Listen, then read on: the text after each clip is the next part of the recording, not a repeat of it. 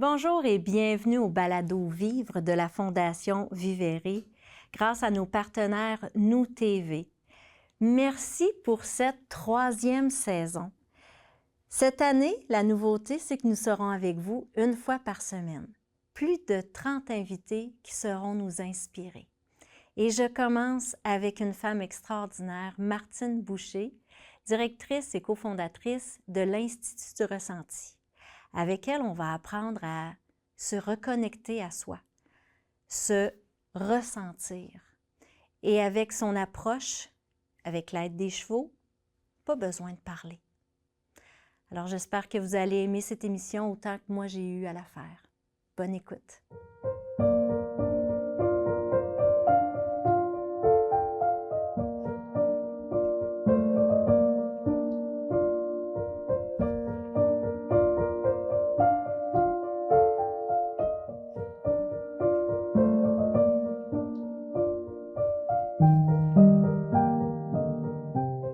Bonjour Martine. Bonjour Stéphanie. Comment vas-tu? Très, très bien toi-même. Très bien, merci. Merci d'être là.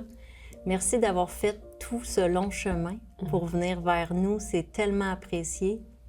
Merci à toi, merci pour l'invitation. Puis une fondation comme la tienne, ça me tient beaucoup à cœur. Contribuer au mieux-être. Alors, ça ne peut pas faire autrement que d'accepter ton invitation. Oh, merci. Écoute, on s'est rencontrés parce que je suis venue à l'Institut du Ressenti. Un coup de foudre. Écoute, t'es une personne extraordinaire. On ressent toute ta lumière dans tes beaux yeux brillants. Puis, j'avoue que la journée où j'étais là, ça me brassait en dedans et je suis repartie complètement sereine. Oui. Vraiment. Vraiment, ça a fait tellement du bien. J'en parle depuis que je suis revenue. Je le conseille à tout le monde. Ce que vous offrez, juste l'environnement, c'est déjà extraordinaire. On est vraiment bien. J'ai pas l'impression de travailler. Je suis dans un espace qui me fait grandir jour après jour aussi. Vraiment. Ah oui, c'est vraiment exceptionnel. Alexandra Hébert, qui est passée au balado, qui fait le mouvement uni dans la renaissance des victimes de violences conjugales, m'en parlait. Elle, ça l'a beaucoup aidé. Et elle me dit beaucoup une phrase, « Je vais respirer ça ». Oui. À chaque fois qu'on parle ou elle dit « Je vais aller respirer ça ». Oui. Et je crois que c'est quelque chose qu'elle a pris de l'Institut dans le programme et tout ça. Absolument. On va en reparler tout à l'heure de tout ça, mais merci. Puis je suis vraiment contente que les gens vont pouvoir découvrir ton petit coin de paradis. La Fondation Vivere, Vivere, ça veut dire vivre en italien, mais c'est aussi la déclinaison de 3 mots très importants qui sont vivre, vérité et rétablissement. J'aimerais que tu me dises pour toi ce que ça signifie le mot vivre. Écoute, dans un premier temps, il y a une vibration à l'intérieur de moi quand tu nommes ce mot, quand je le ressens. Alors vivre, c'est mort dans la vie, c'est d'être dans la joie, d'être en vie. C'est d'être aligné, c'est d'avancer sans contrainte, d'être en mesure de vivre, d'avancer sans contrainte. De quitter le mode survie puis de vraiment profiter. Absolument. Exact. Si on y va avec vérité. Vérité. Vérité, pour moi, c'est un synonyme d'authenticité. L'authenticité, c'est l'essence même de la personne, l'essence même de l'individu. Quand on dit être sur son X, je trouve que c'est ça la vérité, c'est ça l'authenticité. Alors la vérité, pour moi, c'est ce qu'il y a de plus important dans la vie, c'est ce que je recherche. Oui, parce que quand tu n'es pas vrai, en même temps, tu fais pas ce que tu aimes, t'avances pas de la façon que tu voudrais avancer non plus. Non, et quand tu n'es pas vrai, tu n'es pas bien non plus dans ta vie. Tu peux pas être bien, tu peux pas attirer à toi la beauté, la bonté, la bienveillance. Oui, parce que ça, c'est un fait. ce qu'on projette, on Oui. l'attire, en fait. Fait que si, Absolument. quand on n'est pas bien, quand on est dans le paraître, plutôt que de l'être, Oui. puis qu'on n'est pas dans la vérité, je pense qu'il y a plein de points qu'on n'arrive pas à atteindre, puis on se demande tant pourquoi. Pourquoi? Ça part de là. Exactement. On n'est pas dans notre vérité. On n'est pas dans notre vérité, exactement. Oui. Si on y va avec rétablissement. Rétablissement, c'est réapprendre ou apprendre à vivre dans sa vérité. J'englobe les deux Oui, mots. tout à fait. Rétablissement, c'est se sortir de nos difficultés, c'est de reprendre le pouvoir sur sa vie, c'est de s'aligner ou se réaligner avec qui l'on est. Exactement. C'est ça pour moi, le rétablissement. C'est drôle parce que tu dis ça, puis, tu sais, pour moi, c'est les mêmes définitions. Tu sais, quand tu dis que tu rencontres quelqu'un puis qu'on vibre les mêmes choses, là, c'est vraiment ça. C'est vraiment comme dans le rétablissement, au-delà de guérir nos blessures, c'est de toujours rester dans la construction de nous-mêmes, de s'assurer qu'on monte toujours bien droit, puis Absolument. d'être toujours ce qu'on a envie d'être. Oui, puis quand on est dans cet espace-là, les blessures vont se régler, se guérir naturellement. On n'a pas à forcer quand on est aligné. La nature fait bien les choses. On est fait pour être guéri si on suit le courant. Oui, on a cette force. Dans notre vérité, on a cette force pour se rétablir. Exact. L'Institut du ressenti, est-ce que c'est parti d'une expérience que toi, tu as vécue? Comment t'es venue l'idée? Oui, en fait, j'ai vécu beaucoup de difficultés dans ma vie. J'ai eu des troubles de santé mentale, j'ai eu des problèmes de santé physique, j'ai voulu mourir, j'ai eu des troubles alimentaires. La liste, elle est longue, pas nécessaire de tout raconter, mais quand même. Et je me suis beaucoup cherchée à travers tout ça. J'ai cherché à être mieux, j'ai cherché ma place, j'ai cherché ma voie. J'ai cherché toute ma vie, jusqu'à ce qu'un jour, dans la quête de me trouver, j'ai eu des commerces aussi. Et un jour, je me suis assise à un cercle d'entrepreneurs où j'ai appris, où j'ai développé le savoir-être, chose que je n'avais jamais faite. J'avais été dans l'avoir, dans le paraître, surtout dans le paraître, essayer d'avoir, mais j'avais de la difficulté à avoir parce que j'étais dans le paraître. Et là, je suis arrivée à une étape dans ma vie où j'ai développé mon savoir-être. Et à ce moment, est né, ou en fait, a monté en moi cette envie, ce désir profond d'accompagner les gens. Donc, je l'ai fait auprès de travailleurs autonomes. Donc, je ne m'étais pas encore tout à fait trouvée. Donc, j'ai accompagné des travailleurs autonomes dans le développement du savoir-être. Et éventuellement, je les voyais se transformer. Je voyais qu'eux s'épanouissaient, grandissaient. Et l'entreprise, par la même occasion, par ricochet, grandissait. Donc, j'ai décidé d'accompagner le public général. Je me disais, il n'y a pas que les travailleurs autonomes, petite communauté dans la région où j'étais, dans l'ouest de l'île de Montréal. Alors, j'ai ouvert au public général et c'est comme ça qu'est venu, voilà, que j'ai commencé à accompagner les gens et éventuellement, bien des années plus tard, l'Institut est né d'une collaboration. Et voilà. Puis si tu me disais, moi, j'arrive dans ton bureau, le savoir-être. Oui. Explique-moi les grandes lignes du savoir-être. Bien, le savoir-être, ça revient à vivre sa vérité, se rétablir de son passé.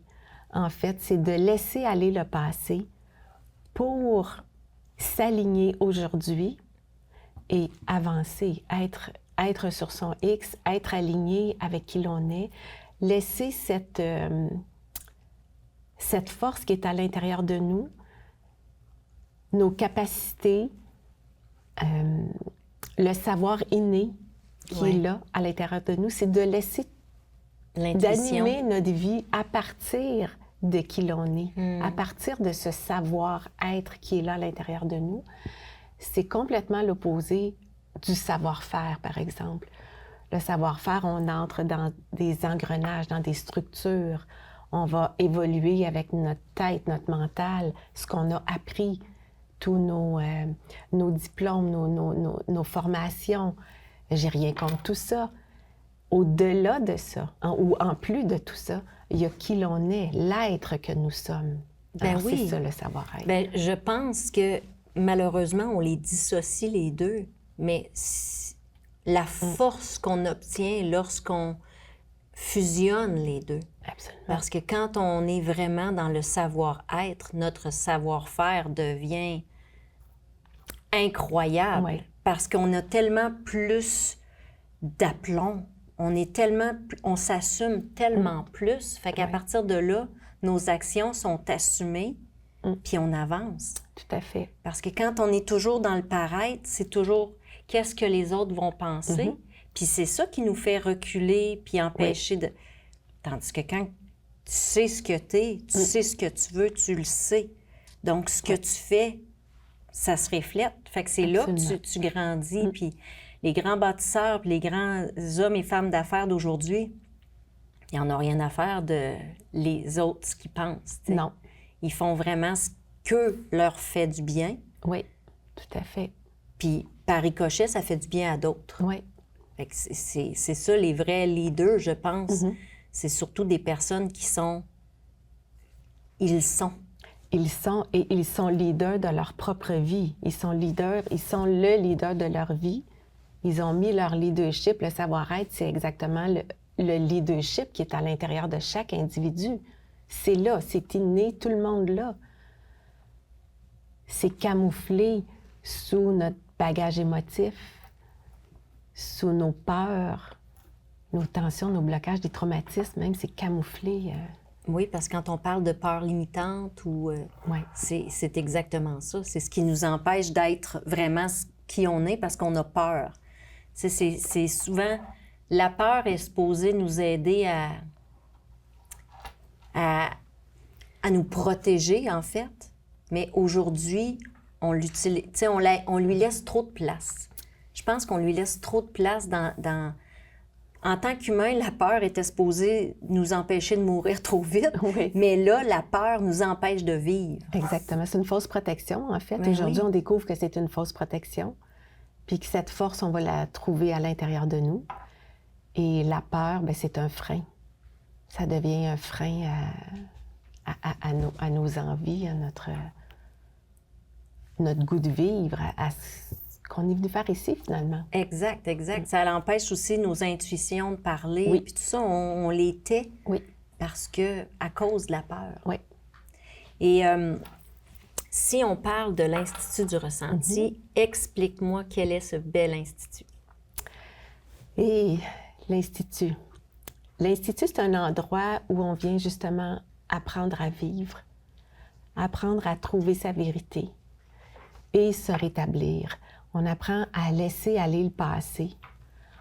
On apprend à désintellectualiser pour arriver à un autre niveau de compréhension. Donc, sortir de là, sortir de nos peurs, quand je dis de là, sortir de notre tête, oui. de notre tête, descendre à l'intérieur de soi pour se trouver, voir qui l'on est, apprendre à se connaître. Oui. Mon Dieu, ça fait 20 ans que j'accompagne les gens. Des fois, les mots me manquent pour exprimer tout ce qui se passe et ça peut paraître incrédible peut-être par moment, tout ce qu'on arrive à faire à l'Institut, tout ce qu'on arrive à... C'est parce que c'est plus grand que juste des mots. Oui. C'est vraiment le sentiment que moi j'ai eu. Tout se passe à l'intérieur. C'est que dès que tu arrives, tu sens déjà à l'intérieur, c'est beaucoup dans la vibration, dans les émotions, dans le ressenti. Ouais. C'est beaucoup, quand tu arrives à ton institut, il faut vraiment laisser place à l'émotion sans nécessairement essayer de mettre des mots dessus. C'est ce que moi j'ai ressenti. On dirait qu'il y a quelque chose qui te parle dans le silence. Ça se peut-tu? Oui, c'est bien expliqué. Et c'est laisser place aux émotions, en fait, laisser libre cours aux émotions de se dégager, de ne pas les retenir pour qu'elles puissent se dégager. C'est un travail d'équipe. Puis parmi notre équipe, on a nos chevaux. Et c'est, quand je dis permettre, c'est permettre aux chevaux de nous accompagner, qu'on se choisisse. S'aimer assez, bien que le mot s'aimer est très utilisé à toutes sortes de sauces, à toutes les sauces. Mais s'aimer assez, c'est-à-dire pour permettre aux chevaux de nous accompagner, de pouvoir dégager ce fardeau émotif qui va nous permettre de nous trouver, de savoir qui l'on est, de laisser place à nos intuitions dont tu parlais, qui, elles, sont un bien meilleur guide dans notre vie que toutes nos peurs qui nous arrêtent. Cette intuition nous propulse dans... L'intuition peut parfois nous faire peur parce qu'elle va nous sortir d'une zone de confort. Exact. Elle va nous sortir de là, puis là, on est déstabilisé. Alors, il y a ça aussi qui se passe à l'Institut. On est parfois déstabilisé parce qu'on va dans des zones inconnues, des zones où on n'a jamais osé aller, des portes qu'on n'a jamais osé ouvrir. Ça mène à de belles découvertes, à de beaux dégagements. Quand tu penses à laisser aller un bagage émotif, te libérer d'un passé, c'est la définition à l'Institut de la liberté, c'est de laisser aller son passé. Alors, tu voyages léger, tu n'as plus de bagages à transporter. Ta vérité, elle a toute la place maintenant pour te propulser. Puis comment ça fonctionne avec les chevaux? C'est quoi le pouvoir spécial des chevaux? Les chevaux, en fait, ils ont cette capacité, le langage du ressenti. Je n'ai pas parlé du langage du ressenti. Les chevaux sont naturellement dans ce langage, comme tout ce qui existe d'ailleurs dans la nature, et l'humain fait partie de la nature. Donc, le langage du ressenti, c'est tout à fait naturel. Le langage du ressenti, c'est la communication. Donc, communiquer sans la parole, être en mesure de ressentir, de savoir ce qui se passe chez l'autre. Des fois, on parle je pense à quelqu'un et cette personne-là va m'appeler. Donc, c'est une intuition, c'est une communication. On a pensé l'une à l'autre et on s'est appelé. Donc, il y a eu une communication sans la parole. Oui, oui, tout à fait. Donc, le cheval est habilité. Lui, il ressent tout ce que l'individu porte. Alors, une personne arrive chez nous, elle n'a pas besoin de parler. Elle n'a pas besoin de se raconter. Il y a des gens qui arrivent, qui ont des traumatismes sévères, qui ont raconté leur histoire des centaines de fois. Et à chaque fois, ils revivent l'histoire. Alors, quand ils arrivent chez nous, tu n'as pas besoin de te raconter. Tu t'assois, le cheval va communiquer avec toi. Il va ressentir. Une fois qu'il sait exactement ce qu'il doit enlever, là, il va faire une intervention. Alors, une intervention, c'est d'enlever l'émotion, enlever le traumatisme. De la même façon qu'un aspirateur enlève la poussière sur une table, le cheval va enlever la poussière dans l'humain, dans l'individu. Il va prendre sur lui ce bagage. Une fois qu'il l'a pris sur lui, il va s'en dégager. Il ne va pas le garder. Il va s'en dégager par divers mouvements qu'il fait, il ne reste pas avec ça. Si nos chevaux gardaient, parce que des fois, les gens sont inquiets de « bien là, je ne suis pas pour laisser mon bagage. » Laisse-le ton bagage. Il s'en débarrasse assez vite, hein? Oui, j'ai été témoin. C'est selon ce qu'il fait, il est ni ou il se roule ou tout ça, là. Fait que c'est vraiment impressionnant puis de voir le cheval t'approcher. On dirait que, tu sais, il était de là-bas, là. Ouais. Comment ça se fait que lui s'approche, puis là, il te scanne, puis là, tout d'un coup, il réagit, puis là, tu fais comme... Il vient de se passer quelque chose. Sans mettre de mots dessus. Sans mettre de mots dessus. Puis moi, j'ai été fascinée parce que je ne suis pas une grande aimante des animaux. J'ai eu des traumas avec des animaux quand j'étais plus jeune. Fait que je suis comme assez distante. Mais j'avais déjà fait de l'équitation. Fait que je sais, j'ai pas peur des chevaux. Mais ce que j'ai vécu là, j'ai fait... Ben voyons donc. Ça vient vraiment d'arriver. C'est vraiment particulier de voir le cheval s'en venir vers toi, puis tu sais, vraiment, il fait ce qu'il a à faire, mais en même temps, tu le sens interagir avec toi. Puis ça, sans le toucher, là, c'est... Oui, sans les monter. Sans les monter. Sans les monter. C'est vraiment puissant. Qu'est-ce qui t'a mis au parfum d'y aller vers les chevaux? Ah, ça, c'est une bonne question. Tantôt, je parlais de collaboration. Il y a plusieurs années, Roger, avec qui j'étais partenaire d'affaires, a eu dans un de ses groupes une dame qui avait un troupeau de chevaux et elle cherchait un endroit pour les héberger, une pension pour ses chevaux. Donc, Roger dit, bien, viens, apporte tes chevaux chez nous, on va les garder. Et elle faisait de la zoothérapie avec ses chevaux. Donc, à un moment donné, en voyant le programme, elle dit à Roger, ce serait bien de jumeler ton programme avec les chevaux. Les chevaux ont une capacité et c'est à partir de là qu'on a commencé à travailler avec les chevaux. Moi, à la limite, j'avais un peu peur des chevaux. OK. Je n'étais pas hyper confortable. Moi, je ne connais pas les chevaux. Oui, là, j'apprends à les connaître. Je travaille avec eux, ça fait une dizaine d'années. J'apprends à les connaître. Je les connais. Mais quand on me pose des questions sur les chevaux, oui, je te réponds d'après mon troupeau. Pas d'après ce qui se passe ailleurs, d'après ce qui se passe chez nous. Puis chez nous, on travaille pas comme ailleurs, dans le sens où ils sont pas montés. Ils sont en liberté. Et j'aimais aussi cet aspect de le cheval est en liberté. Il n'y a pas de box dans notre écurie. Ils sont pas attachés. Ils ont 20 acres de terrain où ils peuvent se promener allègrement, puis aller dans l'écurie au gré de ce qu'ils ressentent. Il fait chaud, le soleil plombe, ils vont s'abriter. L'hiver, à moins 30, ils sont dehors, sont heureux, il fait beau. Alors, il n'y a pas de...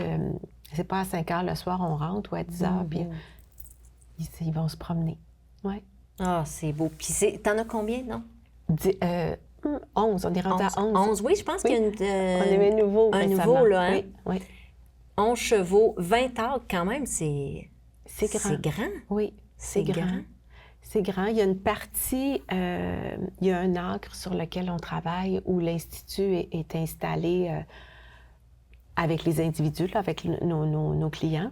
Et il y a une autre partie où ils vont se promener là, le soir, la nuit.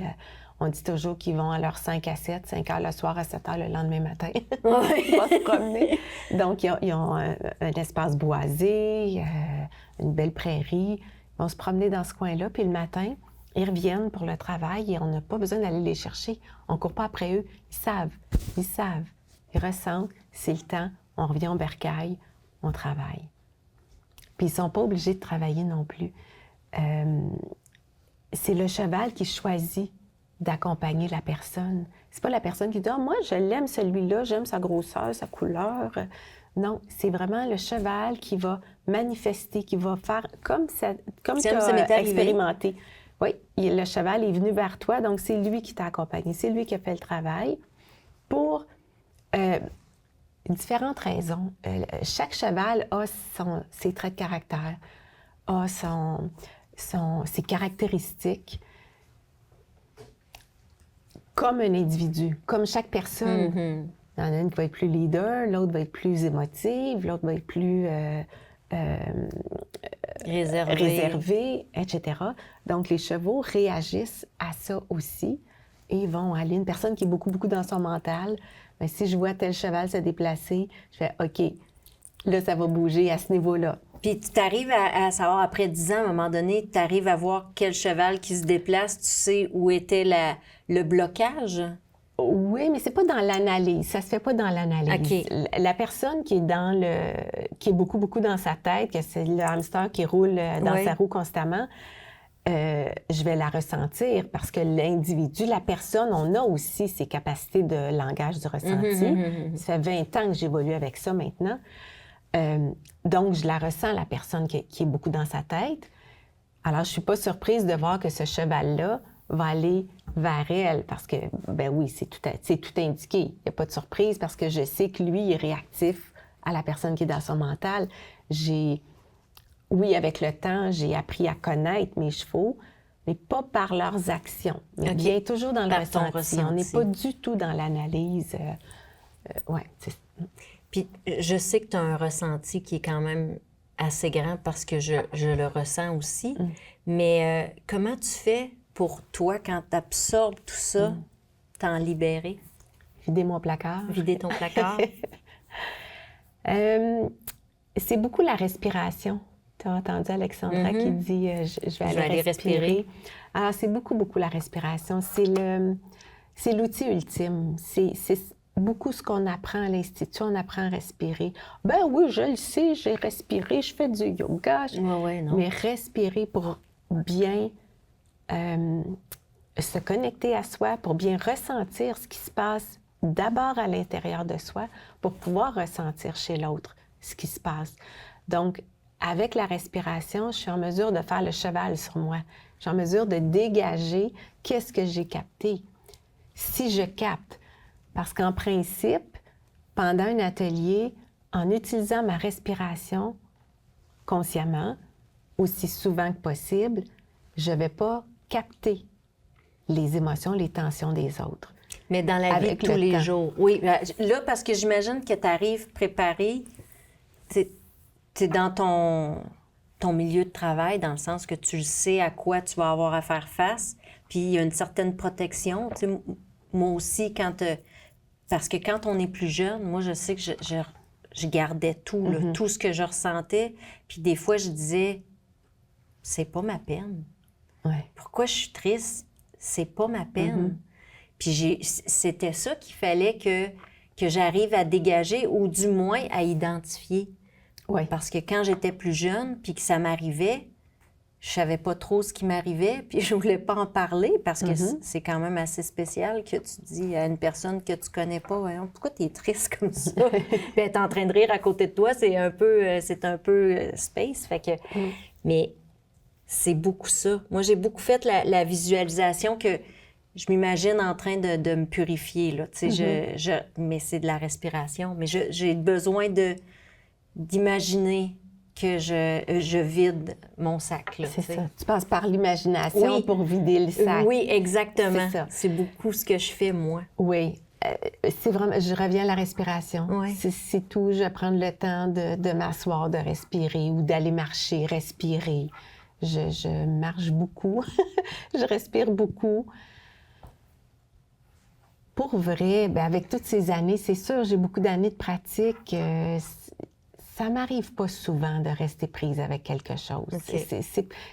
Ça m'arrive pas souvent. Bien, c'est parfait. Oui. Bien, je pense que c'est ce qui fait que tu es excellente à ce que tu fais aussi. Ben, c'est un talent, là. Tu as choisi cette voie-là. Si tu devais tout garder, tes chevaux, ils se pourraient pas, là. Non. Eux, ils se pourraient pas, puis moi, je pourrais pas continuer. Ben non, plus. exactement. C'est pas possible, parce que tu peux pas faire des trous dans ta chaloupe pour être au même niveau. Il faut que toi, tu restes quand même forte, puis que tu avances là-dedans, puis que tu restes heureuse dans ce que tu fais.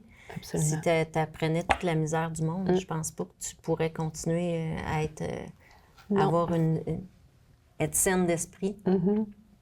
Puis si on va chez toi, je sais que tu as un programme qui est couvert par l'IVAC. Oui. Donc, l'IVAC, c'est les personnes qui ont vécu des traumas, des violences. Oui, c'est des victimes d'actes criminels. C'est ça, donc indemnisation IVAC pour indemnisation victime d'actes criminels. Donc, oui, on est maintenant fournisseur autorisé. Donc, une personne qui est prestataire de l'IVAC va demander à son agent, va dire, bien, moi, j'aimerais aller faire le programme de l'Institut. Donc, nous, on envoie une soumission à l'IVAC qui autorise la personne à venir faire le programme chez nous.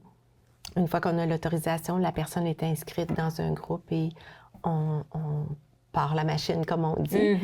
Donc, ça, voilà, les groupes IVAC. Et un programme, est-ce qu'on va là? Oui, on va là. Un programme, c'est 18 jours répartis, c'est-à-dire 18 jours répartis en 7 étapes de 3 ou 2 jours selon l'étape où on est rendu. Et chacune des étapes est aux 2 semaines. OK. Alors, une personne vient 2 ou 3 jours. Après ça, elle retourne 2 semaines chez elle. Pourquoi on laisse 2 semaines entre chaque étape? C'est qu'il y a des dégagements qui se font. Tu l'as ressenti, ça bouge, ça dégage. Notre corps doit s'habituer à ce qui a été retiré, à ce que tout se replace à l'intérieur. Il y a vraiment quelque chose de physique qui se passe. Et on outille la personne aussi. Ce n'est pas que le travail avec les chevaux. Quand je parlais tantôt d'un travail d'équipe, donc on a les chevaux, on a les intervenantes et on a la personne qui vient chercher les services. Elle fait partie de l'équipe. Alors, tu viens chez nous, oui, le cheval va t'aider, va dégager. Nous, on va t'outiller. Et quand tu retournes 2 semaines chez toi, tu utilises les outils. Il y a des exercices à faire, il y a une nouvelle façon d'être dans ton quotidien aussi qui va t'amener à te transformer pour que tu arrives à vivre ta vérité. Donc, te rétablir complètement, en tout ou en partie ou en grande partie. Donc, c'est, voilà, ça se passe comme ça en 6-7 étapes. Et il y a 3 phases. Il y a une possibilité de 3 phases. Donc, une première phase où on prend le... j'oublie toujours les 3 mots. Les 3 phases. La première phase, c'est de reprendre sa vie, reprendre retrouver le goût de vivre. OK. Première phase. Deuxième phase, c'est faire grandir la confiance en ses moyens. OK. Et la troisième phase, c'est de prendre le chemin de sa vie, retrouver le chemin de sa vie, sa mobilité, retourner sur le marché du travail. Plusieurs ne travaillent pas, plusieurs sont en arrêt. Retrouver ses activités. Non. Dans les 2 premières phases, on retrouve nos activités. Mais là, c'est vraiment là, je m'en vais, là, je fais le grand saut et je suis complètement autonome, rétablie complètement. Là, je peux sortir même de l'IVAC. Rendu là, je vais pouvoir sortir. Ah oui, à ce point-là, là. Oui. Hey, c'est grand. Oui. C'est Oui. grand. Et c'est pas après une première phase que la personne se transforme. Je vais donner un exemple très rapide. Oui. Une personne qui ne sortait pas de chez elle. Elle a une histoire très, très, très lourde qui s'est terminée par 3 jours de séquestration, violée par plusieurs personnes. Mais là, c'est après grande, grande lourdeur depuis qu'elle est née. Oh mon Dieu. Elle arrive chez moi, elle arrive à l'Institut, elle fait sa première journée, elle fait sa deuxième journée. Elle sortait pas de chez elle. Elle faisait livrer son épicerie. Quand elle sortait, elle partait de chez elle, chez sa mère, puis elle me disait « Je baptise l'autoroute en m'en allant. Elle est malade à tous les poteaux. » Vraiment, là, c'était l'enfer, sa vie. Après 2 jours, elle est allée manger une crème glacée à Quaticook, là où ça fait le Serpentin, où il y a une file. Elle me dit ça tout bonnement le lendemain matin. « Oh, je suis allée manger une crème glacée. » Je dis « Où? » Elle me dit « À Quaticook. » Mais as-tu réalisé? Alors, après 2 jours seulement. Et j'ai des frissons. Et avant ça, elle était venue me rencontrer pour voir ce qu'on faisait. Donc, elle a fait un seul exercice. Un seul, ce qui dure 9 minutes. Quand elle est repartie chez elle, elle est arrêtée manger chez Eastside Mario's, à Bromont, toute seule. Ça faisait des années qu'elle ne sortait pas de chez elle. Ben voyons donc. Alors, ça a cet impact. Alors, est-ce qu'après 3 phases, on peut sortir de l'IVAC, retrouver une vie normale? Oui. Oui. Parce qu'elle, aujourd'hui, elle est en train de faire sa 3e phase. Oui, elle est dans sa 3e phase. Et après la première phase, elle allait à Montréal, centre-ville de Montréal, avec ses amis. Elle ne sortait pas de chez elle. Mais Voyager, prendre l'avion. C'est incroyable. Oui. Mais tu dois être fière. Oui. En fait, je viens toujours un peu émotive parce que est-ce que c'est de la fierté? Je suis contente de faire ce que je fais. Est-ce que je suis rendue à la fierté? Beaucoup me disent ça, tu dois être fière. En fait, je ne suis pas certaine que je goûte à cette fierté. C'est plus, je suis heureuse. Moi, ça me fait grandir. C'est aussi voyons, c'est quoi le mot que je veux dire? Une motivation, inspiration. C'est aussi une inspiration de voir des personnes comme celle-là avancer Alors, c'est tout ça qui est mêlé. Est-ce que je suis fière? Probablement un petit peu à quelque part. Ben moi, je Mais pense surtout que heureuse. Oui, mais moi, je pense que tu devrais être fière d'avoir choisi quelque chose qui non seulement te fait du bien à toi, te rend heureuse et comblée, mais apporte à la vie des gens. Ouais. Tu sais, tu as quand même, par ton initiative d'avoir fait cet institut-là, tu as changé sa vie. Tu sais, dans la vie, on rencontre des personnes qui changent notre vie. Tu fais partie de ces personnes-là. Fait que oui, tu dois être fière. Oui, parce que devant ton miroir, tu es cette personne-là. Cette personne qui fait en sorte que d'autres personnes vivent au lieu de survivre. Tu sais, c'est dans ce cadre-là que je dis la fierté parce que, tu sais, c'est important qu'on se dise quand on fait œuvre utile, quand on permet de changer le monde à petite échelle. Tu as changé la vie de cette personne-là par ton travail, par ton initiative, par ton temps. Oui. Tu me fais réaliser, j'écoute tout ce que tu dis, puis la fierté, oui, un petit peu. Au-delà de ça, quand je dis ça m'a fait grandir, puis tu me dis, regarde-toi dans le miroir, tu dois être fière. Ce que je vois dans le miroir, puis c'est la première fois que je vais le dire, là. Tantôt, je parlais des difficultés que j'ai vécues, je parlais des troubles alimentaires. Moi, je me suis toujours trouvée immensément grosse, puis je suis probablement grosse comme je ne l'ai jamais été, là, tu sais. Fait que j'ai jamais été grosse. Je me suis jamais trouvée belle. J'ai toujours trouvé les autres femmes, les autres filles plus belles. Mais aujourd'hui, je pense que ce bonheur que je vis en voyant ces personnes grandir, est-ce qu'on peut appeler ça de la fierté peut-être?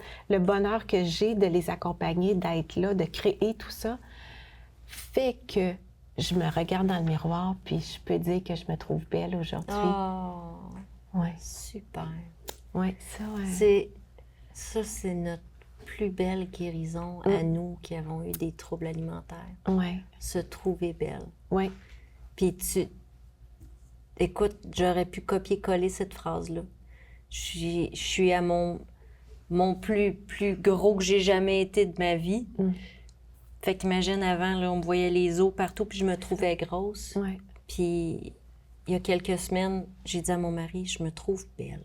Ah, c'est beau, ça.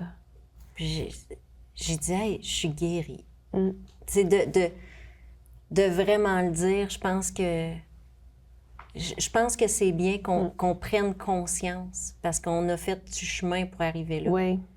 On en a travaillé une claque pour arriver là. De toutes les choses qu'on se faisait, qu'on maltraitait notre corps. Puis pourtant, on était correct. Oui. Mais là, ici, ça allait pas. C'est là que ça fonctionnait pas. Ouais. Ouais. Puis on l'a vécu. Puis aujourd'hui, on est capable d'aider les autres avec ça. Ouais. Fait que, tu sais, c'est doublement... Mais oui, t'es une très belle femme, très belle personne, inside out, à l'intérieur comme à l'extérieur. Merci. Vraiment, vraiment. Écoute, je suis sûre que je suis pas la première femme qui te dit ça, qu'à ta rencontre, il tombe en amour avec toi, là. Ouais, Ça arrive souvent, je suis sûre. Ouais. Ben oui, mais t'es tellement lumineuse, Ben, tu vois ce que j'ajoute à ça? Moi, je dis ça prend une autre belle femme, une autre grande dame pour en reconnaître une. Tu sais, si t'es tout aussi lumineuse. Non, c'est gentil. Ouais. Merci. Vraiment. Je le prends. Je le prends, mais je suis vraiment contente parce que c'est ce que je dis depuis quelques semaines, plusieurs semaines, en préparant les balados et tout ça, je rencontre des personnes que je connaissais pas, puis on dirait que toute la lumière arrive, puis il y a vraiment des belles personnes qui entourent la Fondation. Puis je suis tellement contente pour les femmes puis la communauté parce que c'est ce qu'on veut, la Fondation. On veut que ça devienne la Fondation des femmes. Oui, puis c'est ta lumière qui attire tout ça.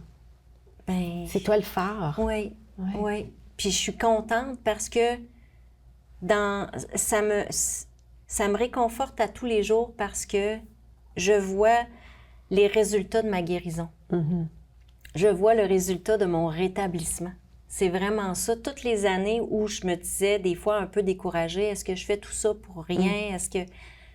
Puis non, parce que même après mon rétablissement, j'ai continué à vouloir grandir. Puis des endroits comme l'Institut du ressenti, t'es pas obligé non plus d'être dans l'épreuve la plus grande de ta vie. Non, absolument. Donc, dans la mission de la Fondation, où on veut que chaque femme se développe et s'épanouisse, même si leur plus grande épreuve, c'est la vie quotidienne. Oui. On n'est pas obligé de se rendre au fond du baril, on n'est pas obligé d'avoir eu des traumas, des agressions, de l'alcoolisme, de la dépendance, peu importe. On peut juste s'aimer assez pour prendre soin de nous. Tout à fait. Fait que c'est là parce que là, il y a le programme de l'IVAC. Est-ce que tu offres d'autres accompagnements ou qui sont plus courts, moins... Oui, en fait, on a l'atelier Alléger votre sac à dos d'émotions qu'on appelle. Donc, c'est 2 jours. Celui-là est 2 jours consécutifs où la thématique, c'est le sac à dos, c'est notre bagage de vie. C'est ce que l'on transporte. Je dis souvent, on transporte notre sac à dos comme on porte des lunettes. On ne se rend pas compte qu'on a nos lunettes. Mais notre sac à dos, on ne s'en rend pas compte. Puis à un moment donné, oups, mal au dos, j'ai mal aux genoux, j'ai mal un peu partout. Puis je me demande pourquoi. Moi, c'est que mon corps n'est pas bien. Pourtant, ma vie est belle. Pourtant. Et finalement, bien, c'est notre bagage, c'est toutes nos émotions, traumas ou pas. Comme tu dis, on n'a pas besoin d'avoir vécu de grands traumatismes. Toutefois, les émotions, ça s'accumule dans notre quotidien. Ne serait-ce que de regarder la télévision, se brancher au canal Nouvelles. Quelle horreur! Là, les téléromans, les dramatiques, on se nourrit de ça. Bref, ça nous rentre dedans sans qu'on s'en aperçoive. Alors, on accumule un bagage. Et donc, d'alléger ce sac-là. On ne va pas tout régler, bien évidemment, en 2 jours. Mais on va amorcer un travail. On a la bougie d'allumage. Exact. Donc, on dégage. Donc, il y a ça. Le programme, il est offert aussi au public général. Au public général, on l'offre en 16 jours. IVAC, 18 jours parce qu'on inclut le sac à dos, fait partie de... Oui. Il est déjà là, c'est un incontournable. Alors que le public général, on dit, si tu ne veux pas faire le sac à dos, tu peux aller directement dans le programme. Le sac à dos va se dégager de toute façon dans le programme. Alors moi, je n'ai pas voulu dire étape, atelier 1, 2, 3, 4.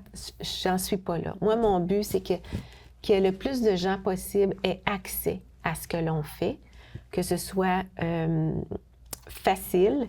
Donc, pour cette facilité, les gens qui viennent d'un peu plus loin, on a des arrangements, des partenaires pour l'hébergement dans la région. Alors, il y a ça. Et éventuellement, on regarde pour avoir d'autres satellites et idéalement, l'hébergement serait sur place. Oui, donc ça, c'est des projets, c'est la vision. C'est la vision long terme, là. Moyen terme. Moyen terme. Moyen terme. Oui. J'ai bien hâte. Oui. J'ai bien hâte. Je suis vraiment tombée en amour avec. Puis vous êtes à Compton. Compton. Qui est magnifique, là. C'est une très, très belle région. C'est 15-20 minutes au sud de Sherbrooke. Dans le fond, c'est entre Sherbrooke et Quaticook, en ligne droite. Belle région. C'est tranquille, c'est calme, paisible. Oui, puis la route est belle. La route est super belle. La route est super belle. Super belle. Écoute, j'étais à ma maison en Anjou quand je suis partie, puis j'ai fait « ben, ça se fait super bien, c'est super beau. Fait que non, c'était vraiment parfait. Puis écoute, on croise les doigts. De toute façon, vous faites partie de nos coups de cœur à la Fondation. Vous êtes sur notre page coup de cœur pour que les gens puissent facilement vous retrouver. Puis j'ai déjà conseillé l'Institut à plein de personnes. Oui, en fait, j'ai eu vent là, de quelques messages que j'ai pris. Mais là, écoute, l'équipe grandit. Alors là, c'est plus moi. Avant, écoute, je portais tous les chapeaux. Oui. Maintenant, j'ai le chapeau de... Je suis sur le terrain avec les gens. Je suis dans le relations publiques aussi et sur le terrain. Tout ce qui est administratif, j'ai donné le chapeau à quelqu'un d'autre. C'est parfait. De toute façon, on peut pas... là, en ce moment, moi aussi, j'ai tous les chapeaux. Oui. Éventuellement, je vais en laisser quelques-uns parce que l'équipe va grandir aussi de la Fondation. Fait que on apprécie beaucoup. Mais oui, j'ai envoyé des gens parce que je sais que ça va leur faire du bien. C'est comme... je regarde Alexandra, puis je me dis, wow! Parce que j'ai entendu son histoire, puis je me dis, si elle a pu s'en sortir, puis avoir cet état d'esprit aujourd'hui de vouloir remettre au suivant, grandir avec son mouvement, c'est sûr que ça prend une force incroyable qui l'a guéri, parce que il y en a d'autres qui resteraient... Puis tu vois, elle, c'est une phase. Elle a fait la première phase. La première phase. Est-ce qu'elle va continuer? On ne sait pas, mais elle a fait une première phase qui l'a amenée là, déjà. Fait qu'on voit que ça bouge beaucoup. Écoute, j'espère qu'elle va les faire au complet. Ça peut être que salvateur. Oui, absolument. C'est une opportunité que tu as malgré que tu as vécu ce que tu as vécu, qui est un cadeau mal emballé, ça te permet de grandir, puis elle va aussi comprendre autre chose qui lui arrive. Je pense qu'elle est dans ça aussi, puis c'est beau de l'avoir allé, c'est beau de l'avoir évolué, puis c'est comme une fleur qui s'ouvre, c'est vraiment beau. Tout à l'heure, tu parlais d'un exercice, un seul exercice. Oui. Si tu me le décrivais. Oui. Alors, un exercice, c'est... on a un rond de longe.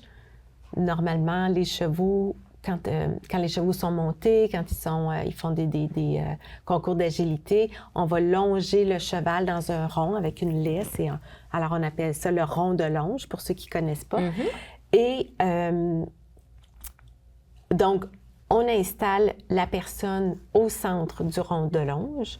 Elle est assise sur une chaise.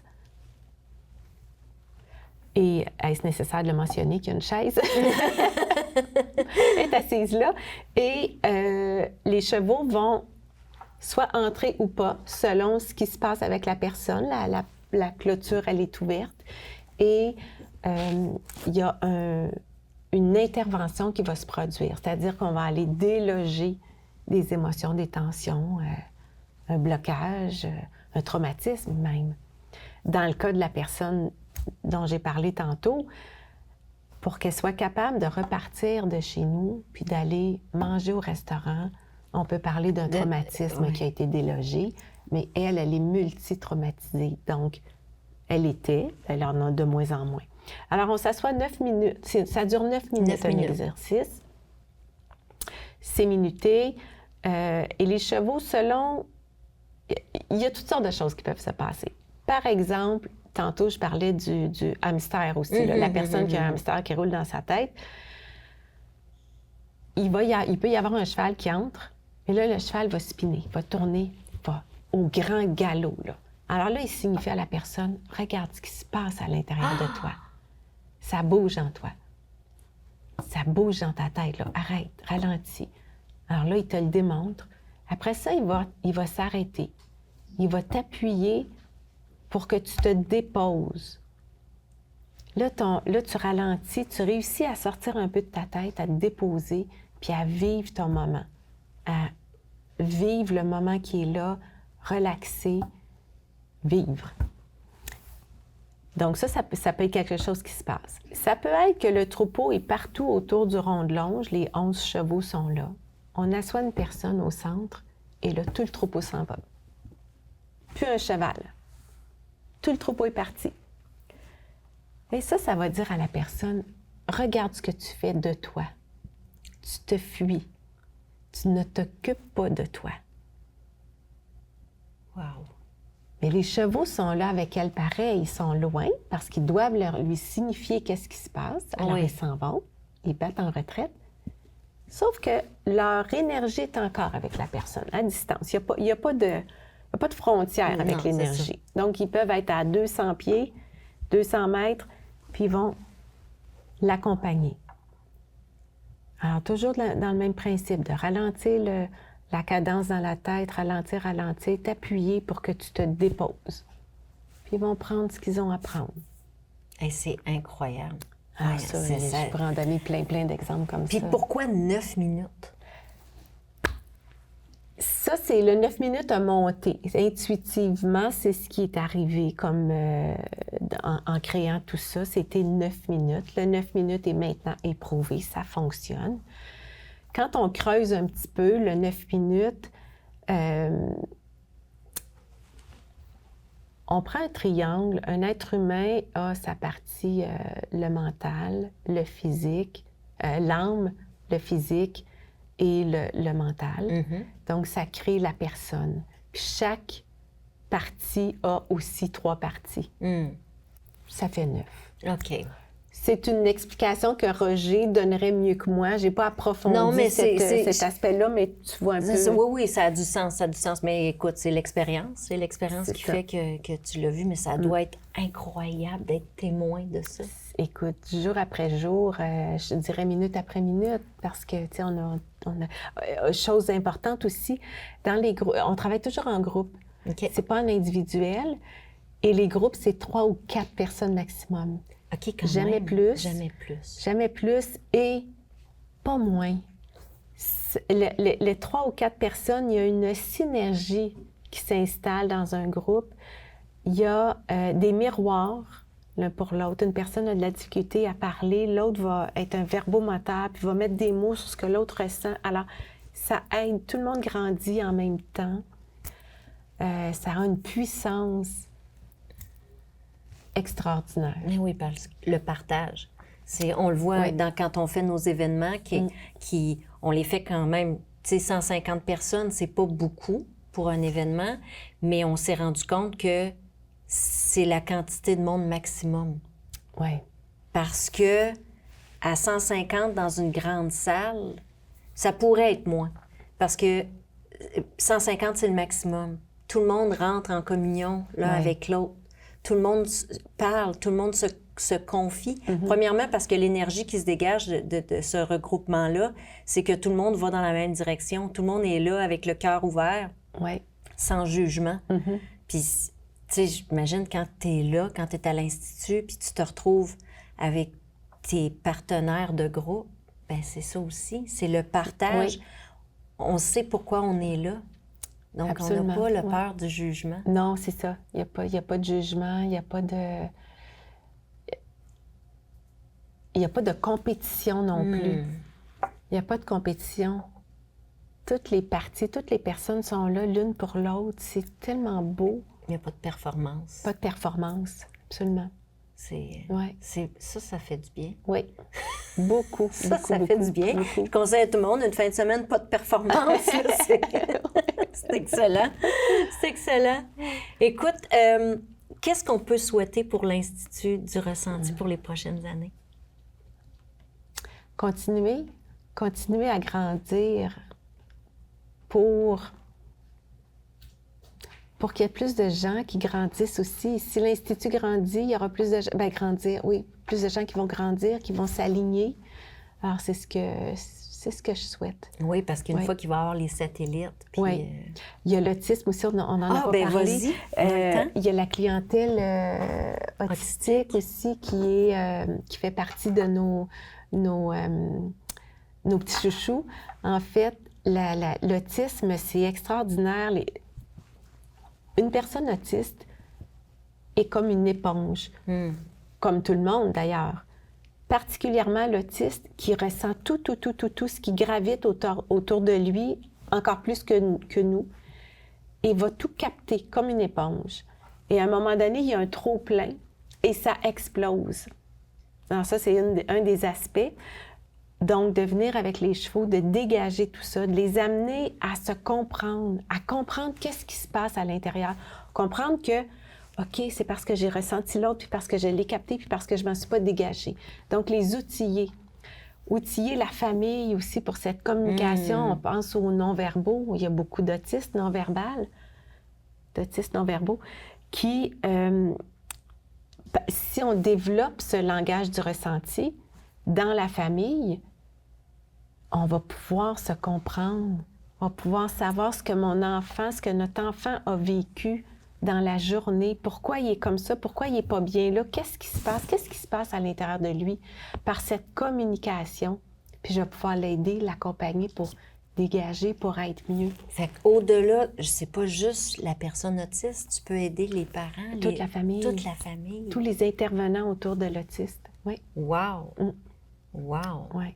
Puis là, on voit, il y a les maisons qui commencent à se développer pour les autistes, c'est, ma foi, merveilleux. Extraordinaire. Parce que après 18 ans, il n'y a plus de service. Il n'y avait plus de service. Les parents ne savent pas nécessairement que les parents vieillissent. Oui.